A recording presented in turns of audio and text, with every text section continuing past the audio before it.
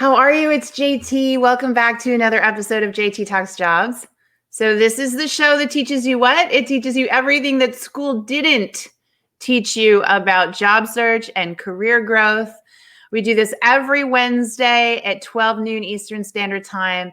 And the goal is to just give you that information, that insight, that motivation to take ownership of your career, even in a global pandemic, even in the worst economic crisis of our time.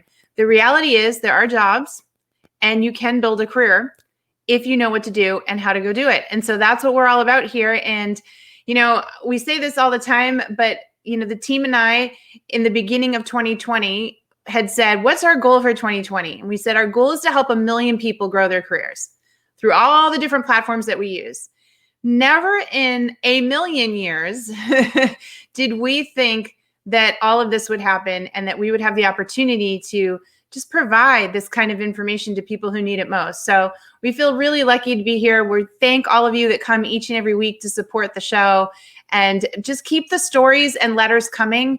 One of the most motivating things for us, it's been, a very stressful time for our business. The team has been working so hard through the pandemic. We lost our office. We all went remote. It's been very, very hard. They've worked nonstop, but it's those letters we get every single day from our members at Work It Daily and from people who have followed us on LinkedIn or TikTok or YouTube or wherever you found us that tell us their success stories.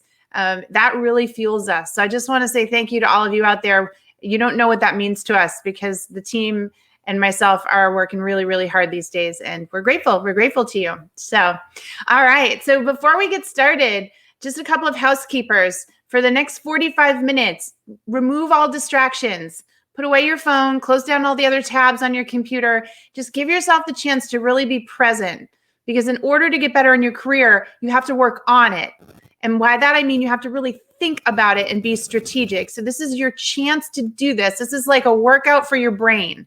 So you really want to give yourself the opportunity to take it all in, okay? Second thing I'm going to tell you is that after I do this presentation, I'll be taking questions at the end. I have a Q&A session. The team will show you how to ask your questions.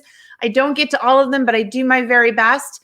And know that if you have very specific questions about your career, you can get them all addressed by trained career coaches over at Work It Daily. So if you don't know who we are and what we're about, we are literally the only virtual online career coaching membership program of its kind. And it's a way for you to work one-on-one with career coaches to make sure that you are doing all the right things. So if you've ever wanted a career coach, this is the chance for less than $1 a day. All right. Literally, it's like cheaper than a gym membership.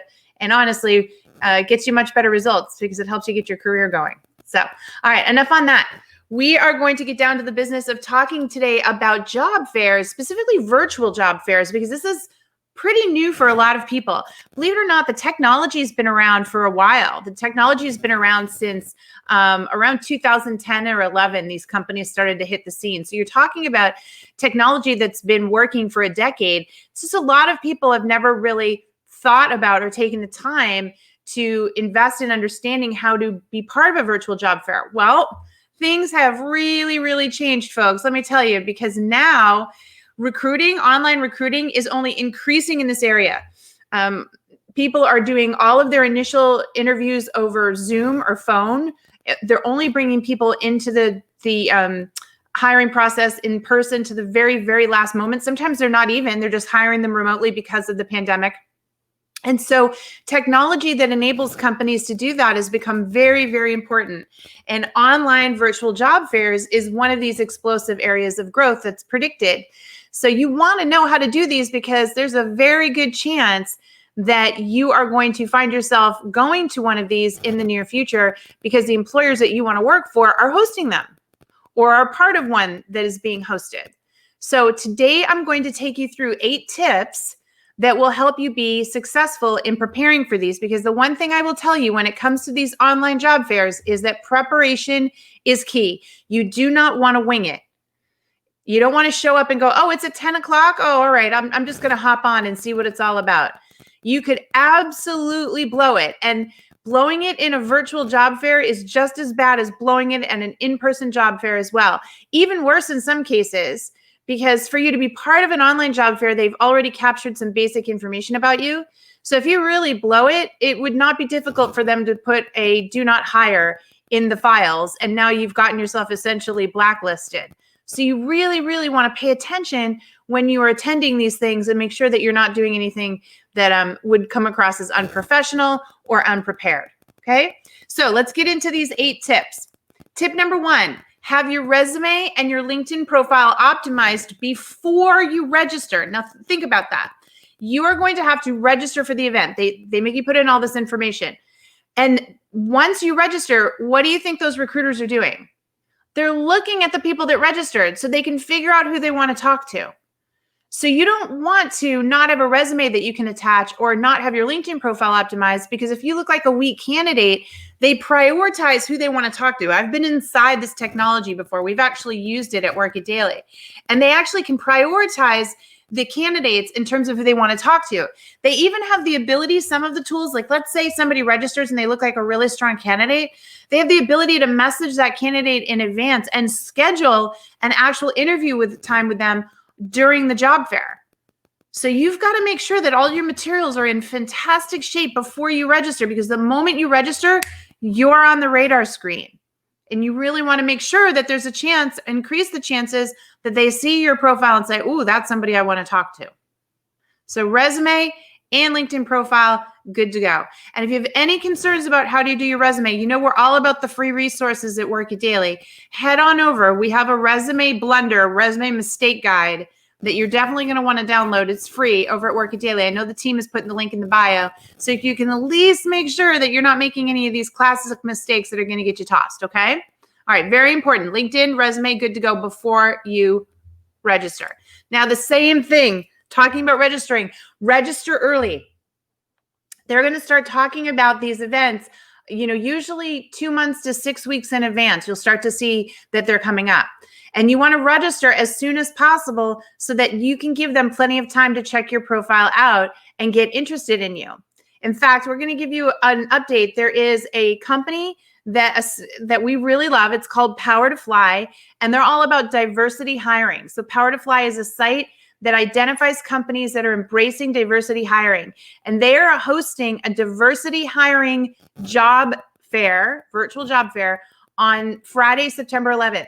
And I know the team is posting the link. So once you go through these 8 tips today, you're going to want to bookmark this post, and you're going to want to go over and register for Power to Fly's Diversity Virtual Job Fair, okay? Because they are doing an amazing job of vetting companies that are truly hiring for diversity and putting the spotlight on them and helping them find and recruit the right talent. So great opportunity for you to grab that link and check it out, okay? But register early. The earlier you register, the more chance you have that a recruiter checks you out and wants to set a time to meet with you. Now, the third tip I'm going to tell you is that before the date, please make sure your technology is ready. Test your computer, test your internet, test your webcam. Most of the time, they're not going to ask to webcam with you right out of the gate, but if they do, you don't want to say no.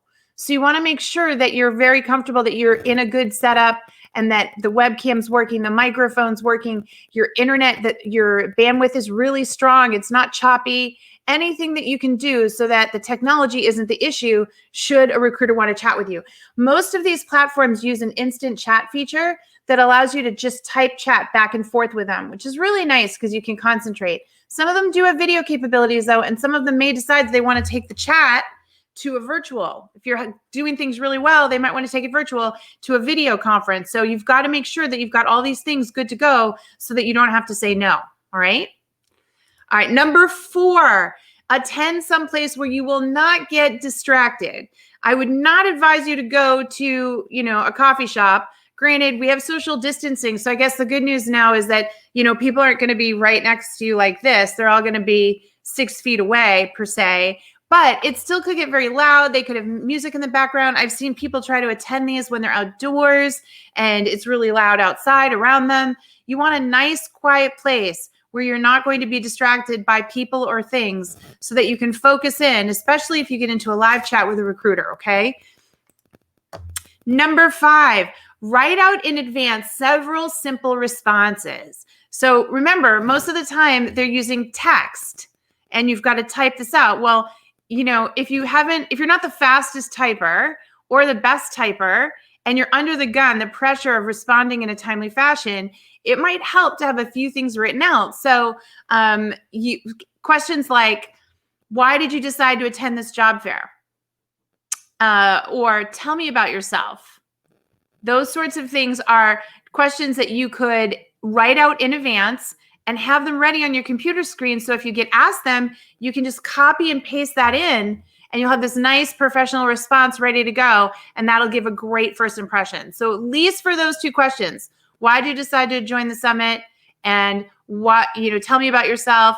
Maybe if the virtual job fair is for a specific employer, they might ask you, what do you know about our company? Or why are you interested in working for our company? So those things could all be prepped in advance. A lot of the times, these job fairs will list for you all of the employers that are going to be there on the day of the job fair. So you're going to want to figure out which employers are on your bucket list, meaning which employers you'd like to talk to. And then you could prepare a statement for each one as to why you're a fan of the company or why you're interested in working for them, so that you wouldn't have to think of that on the fly. So see what I mean? Research the companies, think about the typical questions you get asked in all your job interviews, and think about how you could type up those answers and have them ready so that you could copy and paste them in and be more efficient and more professional. Number 6, use complete sentences and proper grammar. No abbreviations, no emojis. This is a professional conversation. So a lot of people feel like, well, I'm typing and I'm in a chat, so I'm going to chat like I chat with my coworkers on GChat, or I'm going to chat like I chat with my friends in my text messaging, and they use all these abbreviations. You don't want to do that. You're going to look really unprofessional. Full sentences, good grammar, no typos. Take your time, proofread before you hit send. You want to send the right message each and every time. This is not the time to be messing around with that. They are not your friends. They are not your buddies. This is a potential employer. You need to be more formal. Number 7, dress professionally. Now you might be thinking, but wait a minute, JT, it's virtual. Nobody's going to see me. Well, 1, if they do then ask to put you on video camera, what are you going to do if you're sitting there in your t-shirt? And 2, when we dress professionally, we feel more confident and our brain turns on. So if you're going to sit down to this event, even if nobody's going to see you, you still want to get dressed up, right? You still want to dress professionally. It will get you in the right frame of mind and the right attitude. And that's very, very important. It's funny, they did a study, and I can't remember who did the study, but I remember reading it because it was so fascinating. They were telling people that when you work in an environment, if you needed to be more creative, you needed to dress up. And the reason was that when we dress up, it's a form of like acting, right? We're putting on our acting clothes to act the part. So when we dress up, it gets something going in our brain and we start to be more creative. We start to think more strategic.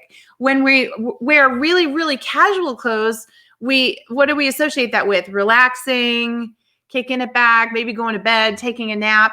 So it's not going to be as creative. So if you have any creative work to do, or in this case, if you really need to be on point, on game, dress up, get dressed up. It'll trigger something in your brain, and that's very, very important.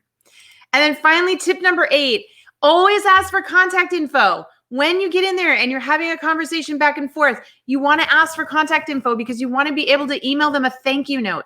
If you don't ask for contact, you can just say, hey, can we connect here on LinkedIn? Some of these tools actually have a way for your LinkedIn profiles to be there and to exchange and connect with one another. Or just say, can I have your email address? I'd love to follow up with you. Either way, you want to get that info so that you can follow up and say thank you and stay on their radar screen. Because if you don't get selected for this job, there might be something else down the line. So why wouldn't you want to continue the conversation and develop a relationship for future opportunities? It doesn't have to be this opportunity. As long as you had a conversation, this is the beginning of a relationship with an employer that could lead to something down the line. So make sure you get the contact information so that you can send your thank you. Okay? All right, there you have it. Not so hard. You can do this. But if you follow these tips, you're going to make sure that from beginning to end, you look professional, and that's going to increase the chances that you get results, that you get them to talk to you and want to keep talking to you. Remember, don't discount this. Just because it's online Don't discount this. This is how people are going to be hiring a lot in the future. So the better you get at this, the better your chances that you can get selected to move forward. Okay, so we're going to move right into questions. I wanted to leave lots of time for questions today. So let's see what we've got going on for everybody. While I'm waiting for those questions, just a reminder, Power to Fly has a diversity hiring event, a virtual job fair, just like we talked about, September 11th. I know the team is linking to that in our chat so that you can sign up to attend after what? After you get your resume and your LinkedIn profile done. Very important. I also want to tell you that if you have never attended one of our job search summits, if you've heard about our amazing job search summits, $10, 6.5 hours of live training so that you can get your resume, cover letter, LinkedIn profile, interview prep, and networking nailed. I've got good news for you. Our next live job search summit is September 22nd. Tuesday, September 22nd. Reserve your spot. It is only $10 to attend. Remember what I said earlier in the session? We're out to help 1 million people. Well, we're really excited at the number of people that have gone through the summit, and the success stories are amazing. I can't tell you how many emails and social media comments we've got of people who attended the summit and got interviews and landed dream jobs. And we've only been doing these for 2 months.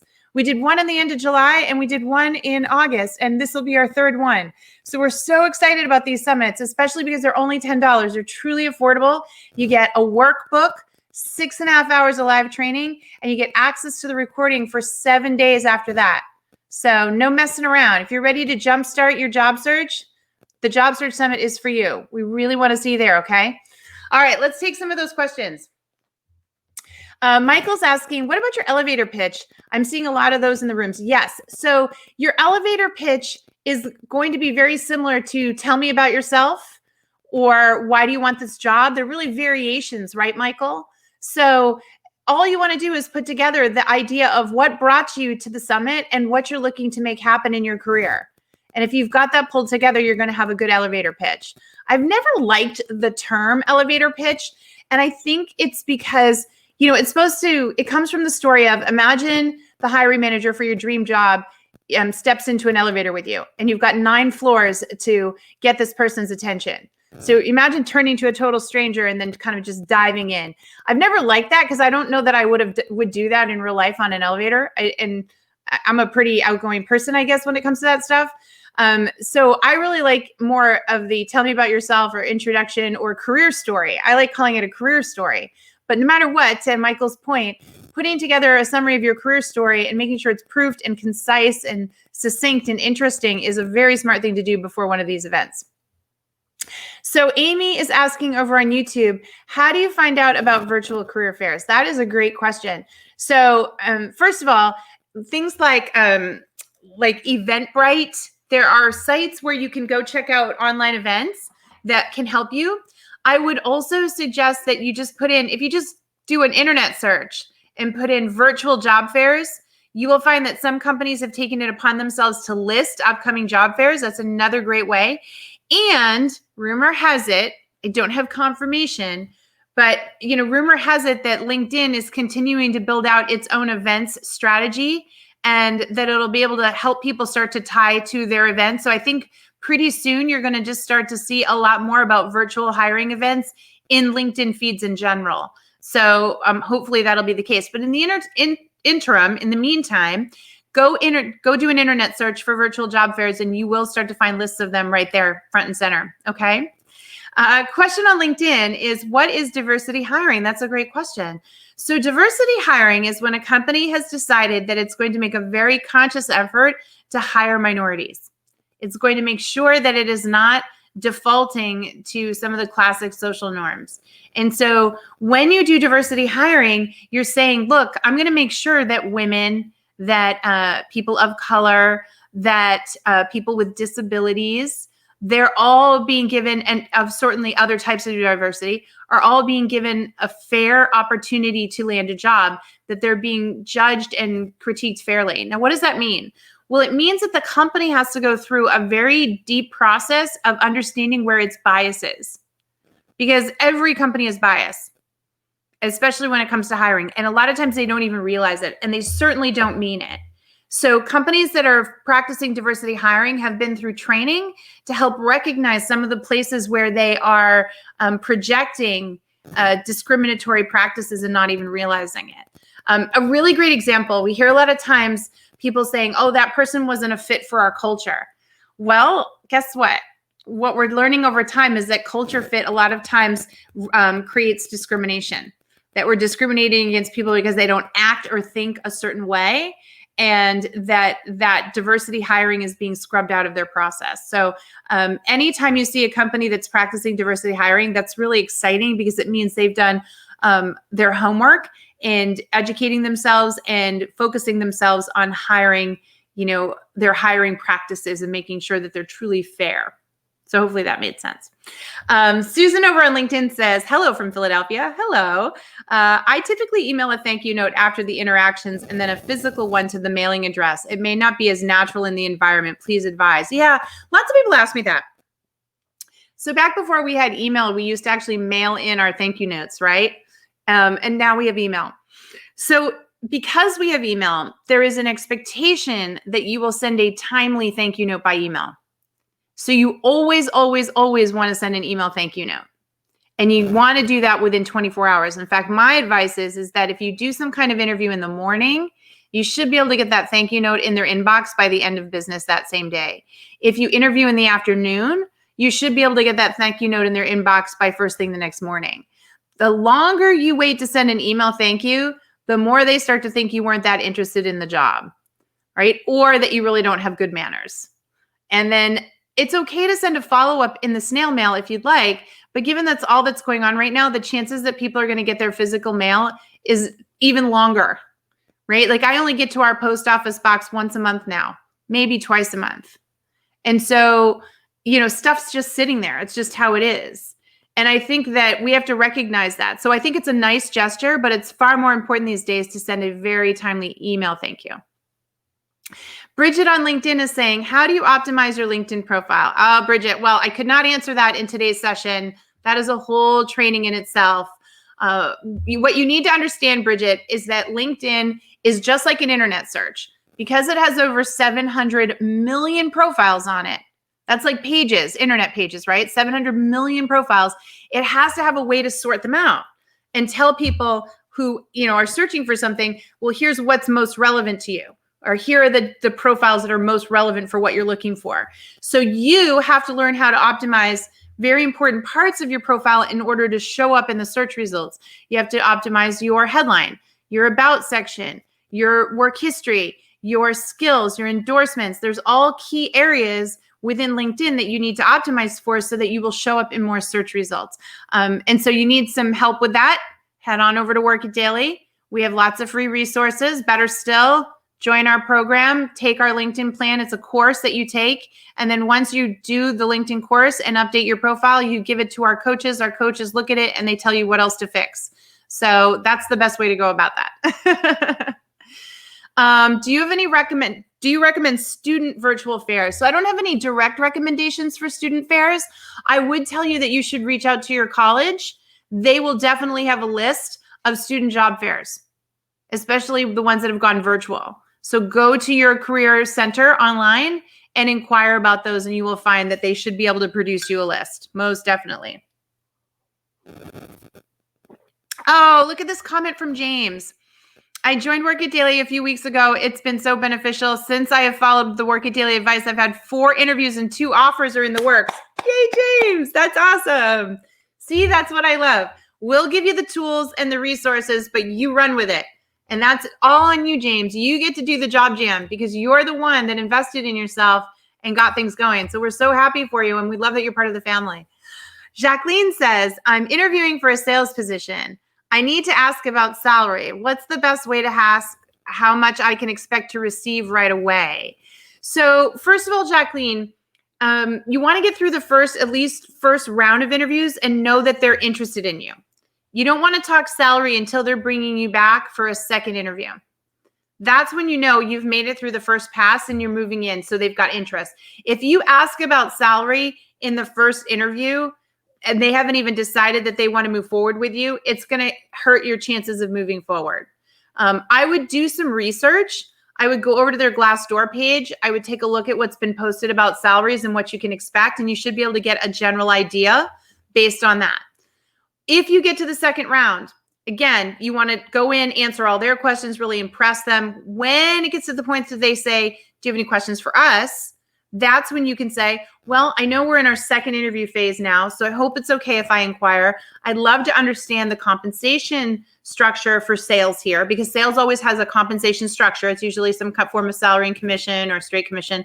So you just want to say, now that we're in the second round of interviews, I would love to understand your compensation structure, and could you give me an idea of what somebody like myself might earn in the first year?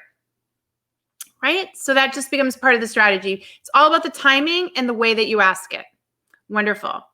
Back to the question, someone's asking, can you speak to SEO for LinkedIn? I can a little bit. Here's what you need to know. It's just like any other company. They're very tight-lipped about how their search algorithm works. They don't want people knowing, Google doesn't want people knowing exactly how it works because they don't want people gaming the system. Well, LinkedIn's no different. I'll give you a beautiful example. Long time ago, when LinkedIn first started, some really smart tech people figured out that if they put certain words in a certain spot in their profile, in their work history, they would show up in all of the recruiters' search results. So what these people did was that at the end of their work history, they would put a bogus job and they would just fill it with fake keywords as a way to get recruiters to look at them. And they would hope that the recruiter wouldn't scroll too far down and see it. Well, recruiters got wise to it and realized what was happening and started blacklisting these people for doing this technique. But then LinkedIn found out about it and changed how their algorithm works. And there's lots of theories on how it works, but here's what I do know. Your headline on LinkedIn is the most important piece of real estate on your entire profile. And that's because whatever you're labeling yourself as is a key search term. It has to be. It has to be a big part of their algorithm because you're choosing to label yourself that. So what you put in the headline has to be related to the types of jobs that you want to be found on, the key skill sets specifically. And if you understand how recruiting works, you will learn that recruiters use a very specific set of skill sets that they've been told to hunt for, and they go into LinkedIn and use the LinkedIn program. They pay big money for this program to be able to put these keywords in and then go out and find the searches and bring them back.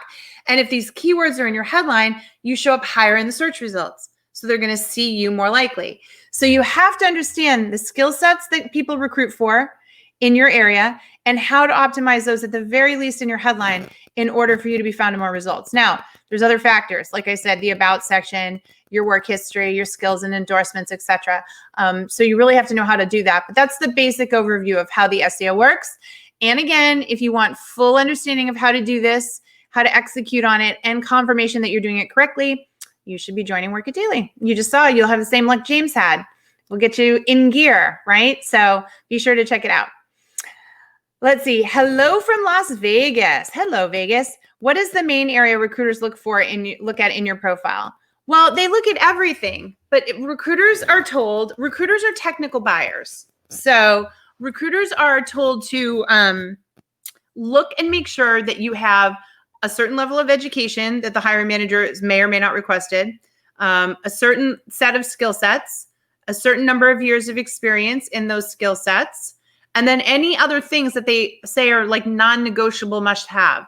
So a recruiter is a technical buyer. And by technical, I mean they've been given a set of technical requirements, and they're evaluated on how well they do their job based on how good they are at giving the hiring manager a list of people who 100% meet the requirements. So I'm not going to be seen as a good recruiter if I'm coming to the hiring manager and saying, I really like Joe. He only has half the experience you were looking for, but I really like Joe. That's not a good recruiter.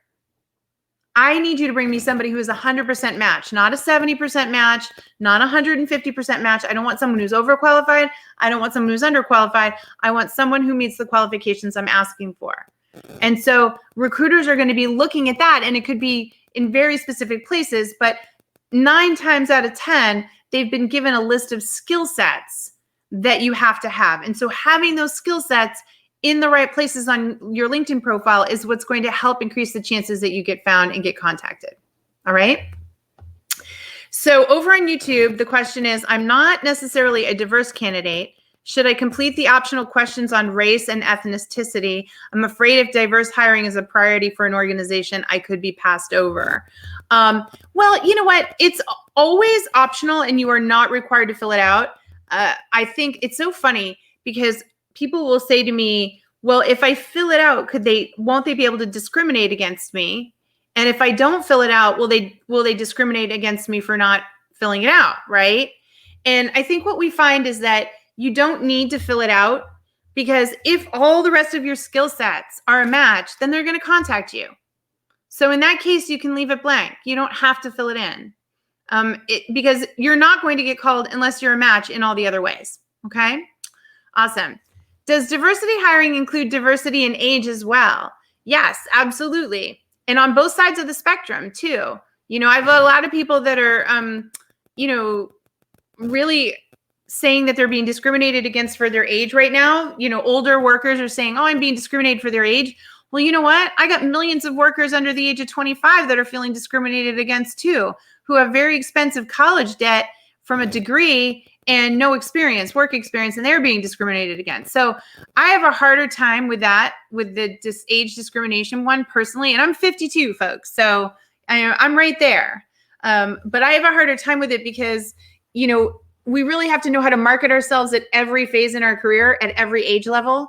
Where I think diversity is really more critical at this point are in some of the other minorities that have been deeply affected for a lot of years. But to answer your question, yeah, they include age and diversity in both directions. Okay, Elizabeth says, after I tell the recruiter my personal branding statement, generally speaking, what kinds of questions would they be expecting answers to?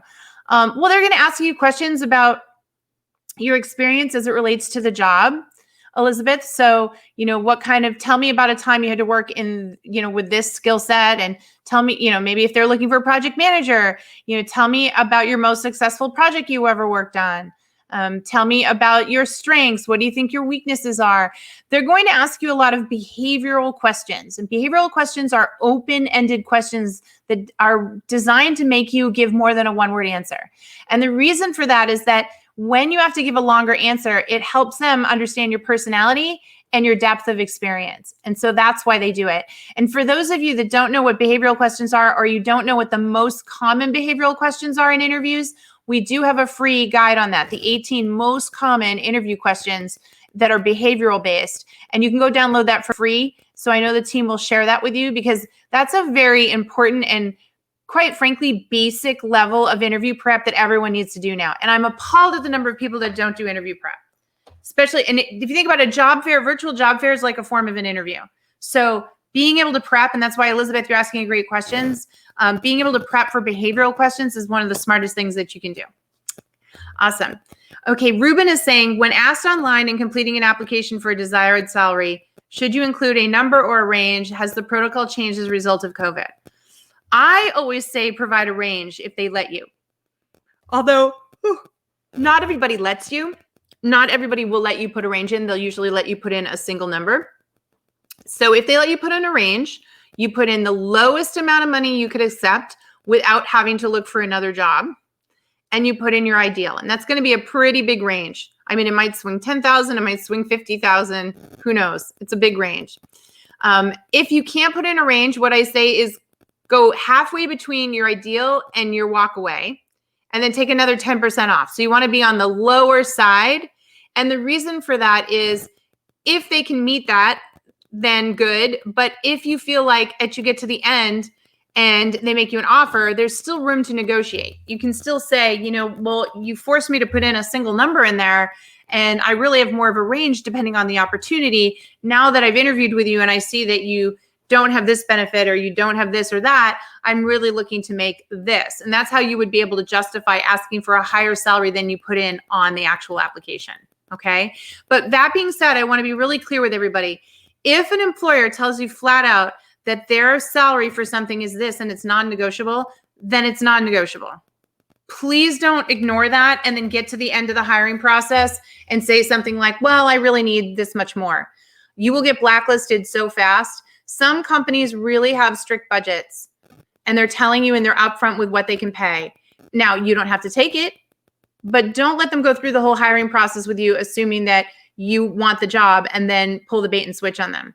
So you got to be really careful with that, okay? In the same way that if they tell you in the beginning that the salary is X and you get to the end and they make you the offer and they lowball you, you would go back and say, no, you told me at the beginning and in good faith I went through this whole hiring process under the impression that it was this. Are you able to pay me this or not, right? So it works both ways. Olga says, I only have one endorsement. Sorry, guys, I've got a really bad neck injury today. I only have one endorsement in my LinkedIn profile. How do I ask my past colleagues to give me some endorsements? And should I? Yeah, you absolutely can, Olga, but you got to give to get. So my advice is to reach out to a couple people, and don't do it in a group. You want to reach out, pick 5 people, email each one separately, and say, I am looking to increase my endorsements on LinkedIn. Would you be comfortable endorsing me for these 10 skill sets? And in return, what skill sets can I endorse for you? What would you like me to endorse for you? So do an endorsement exchange with 5 people. And not everybody might respond, but even if you get a couple to respond, then you can do them the favor back. Okay? Wonderful. Linda says, what are your thoughts on disclosing mental disabilities in an online application? So here's the ruling on that, Linda. If your mental disabilities would not impact your ability to do the job in any way, you do not need to disclose it. You do not need to disclose it. However, if the job is stated very clearly what the requirements are, and you know for a fact that you would need an accommodation, meaning you would need them to change it or provide something for you to be able to do the job, then you cannot lie about that. You will have to tell them that in the application, which is why if a job requires an accommodation for you, you really want to network your way into the position, because it's very easy for them to take a look at that in the online application and dismiss you. So if there's a company you want to work for badly and you feel like you can do the job, but you might need an accommodation, you need to network your way in and get them to fall in love with you so that they would be willing to make that accommodation. Okay. Let's see. What's your opinion on Turing software recruiters? I don't have an opinion on that, actually. I don't know enough about them to be able to give you a recommendation either way. Sorry. Yeah, it's really, when it comes to recruiters, I would do your homework. I would check out the company reputation on Glassdoor, on Indeed. I would Google search them. I definitely do your homework on recruiters. I am not a fan of people paying recruiters right now. And a lot of people are taking advantage of that right now, where recruiters are saying, oh, I'll get you a job, but you need to pay me. Do not buy it. So if Turing does that, I'd be very wary, but do your homework, right? Awesome. Okay, folks. So wrapping it up, one more time, Job Search Summit. Come join us, 6.5 hours live intensive training, boot camp for your career, September 22nd, only $10. Reserve your seat before you lose out, right? Space is limited. Secondly, there is a job search, online job fair, can't spit it out, sorry, by Power to Fly next Friday, September 11th. And it's free for you to attend. So after today's session, now you're ready to go and go check them out. Like I said, they specialize in diversity hiring, which is fantastic. And don't forget all of our free guides. We've got the resume mistake guide that you can download. I also mentioned our 18 behavioral questions guide that you can download. Be sure to check those out as well. And lastly, I say it every single week. I will say it again. When are you going to join the Work It Daily family? When are you going to be like Jason and finally decide to invest in yourself for less than $1 a day, right? And get the help that you need, get the support that you need from trained career coaches so that you can get your career in gear. When are you going to do it? When are you going to come join me in the team, right? I hope today's the day. So be sure to check us out, okay? All right, everyone. Thank you again for attending. I hope you found today's session helpful. Wonderful questions from everyone today. I'll see you again next week, all right? All right, take care, everyone. Bye-bye.